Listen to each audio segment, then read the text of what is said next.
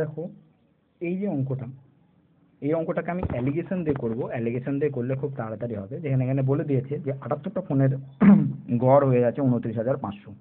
তাহলে 29,500টা কি হচ্ছে? 78টা ফোনের গড়, এবং বাদ বাকি দুটো ফোনের গড় কত বলে দিয়েছে সেটা বার করতে হবে।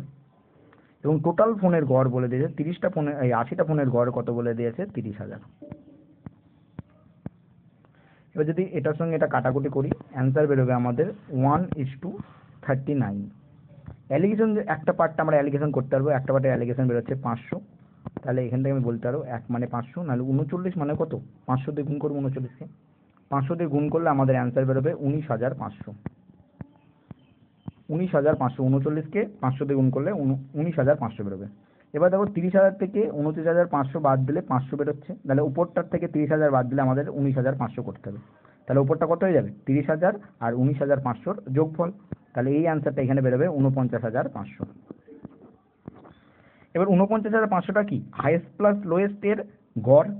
তাহলে টোটাল মোট দামটা কত হবে? 2 দিয়ে গুণ করতে হবে। 2 দিয়ে গুণ করলে কত অ্যান্সার বেরোবে?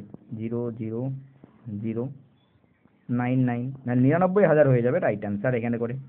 যার মধ্যে দামি ফোনটা হচ্ছে 80,000 টাকা। তাহলে এখান থেকে যদি আমি 80,000 টাকাটা বাদ দিয়ে দিই, এখান থেকে যদি 80,000 টাকাটা বাদ দিয়ে দিই, নাহলে আমাদের কম দামিটার ফোনের দাম বেড়ে যাবে। আর সেটা কত হয়ে যাচ্ছে? সেটা হয়ে যাচ্ছে 19,000। তাহলে সর্বনিম্ন ফোনটার দাম কত হয়ে যাবে? 19,000। অপশান ডি হবে রাইট অ্যান্সার।